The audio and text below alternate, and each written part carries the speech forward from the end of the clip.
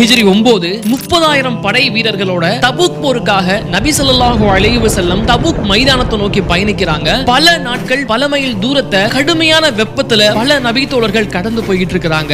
ஒரு பக்கம் வெப்பம்னா இன்னொரு பக்கம் தண்ணீர் பற்றாக்குறை. பலருடைய ஒட்டகங்கள் சுருண்டு விழுக ஆரம்பிக்குது. ஒவ்வொருத்தரா தன்னுடைய ஒட்டகத்தை தேற்றி தேற்றி நகர்ந்துகிட்டே இருக்கிறாங்க. அதுல ஒருத்தர் தான் அபூதர் அல் கிஃபாரி ரலியல்லாஹு அன்ஹு. அவங்களுடைய ஒட்டகம் முழு வயதான ஒட்டகமா இருக்கிறதால எழுந்திருக்க மறுக்குது. ஒரு வழியா மொத்த படையும் தபுக் மைதானத்தை அடைஞ்சதுக்கு அப்புறம் நபி ஸல்லல்லாஹு அலைஹி வஸல்லம் அவங்க கிட்ட போய் சொல்றாங்க, அபூதர் பின்தங்கிட்டாரு, அவருக்கு என்ன ஆச்சுன்னு தெரியலன்னு சொல்றாங்க. உடனே நபி அவர்கள் சொல்றாங்க, நிச்சயமா அவர் நல்ல மாதிரி இருந்தார்னா அல்லாஹ் நம்ம இடத்தில் கொண்டு வந்து சேர்த்துருவான் அப்படின்னு சொல்றாங்க. சிறிது நேரம் ஆனதுக்கு அப்புறம் தூரத்துல ஒரு உருவம் மட்டும் தெரியுது. அது யாரா இருக்கும்னு எதிர்நோக்கி பாக்குறாங்க. ஆமா, அது அபூதர் அல் கிஃபாரி ரலியல்லாஹு அன்ஹு அவங்க தான் வர்றாங்க. கொஞ்சம் கூட தயங்காம தான் ஒட்டகத்து மேல இருந்த எல்லா சுமையுமே தான் தோள்ல போட்டுக்கிட்டு தன்னந்தனி ஆளாக நடந்து வந்துகிட்டு இருக்கிறாங்க. நபி ஸல்லல்லாஹு அலைஹி வஸல்லம் சொல்றாங்க, அல்லாஹ் அபூதருக்கு அருள் புரியட்டும், அவர் தனியாகவே நடந்து வந்தார், தனியாகவே மரணிப்பார், தனியாகவே மறுமையிலும் சிறப்பாக எழுப்பப்படுவார் அப்படிங்கிறாங்க. காலங்களும் உருண்டு ஓடுது. நபி ஸல்லல்லாஹு அலைஹி வஸல்லம் அவங்களும் மரணிக்கிறாங்க.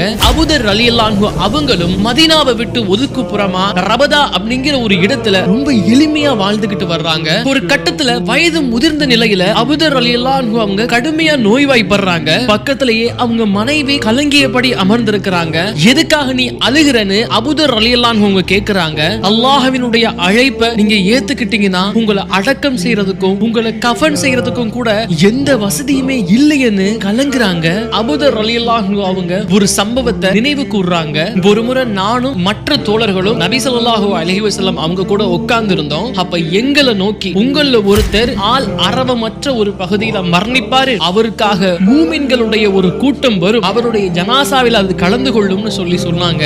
எனக்கு முன்னாடி இருந்து போன மற்ற தோழர்கள் எல்லாரும் மக்கள் வாழக்கூடிய பகுதியில தான் மரணிச்சாங்க. இப்ப நான் மட்டும்தான் இந்த ஆள் அரவமற்ற பகுதியில மரணத்தை எதிர்நோக்கி காத்துக்கிட்டு இருக்கிறேன். இறுதியா அபூதர் அல் கிஃபாரி ரலியல்லாஹு அன்ஹு அவங்க தன்னுடைய இறுதி மூச்சையும் நிறுத்தினாங்க.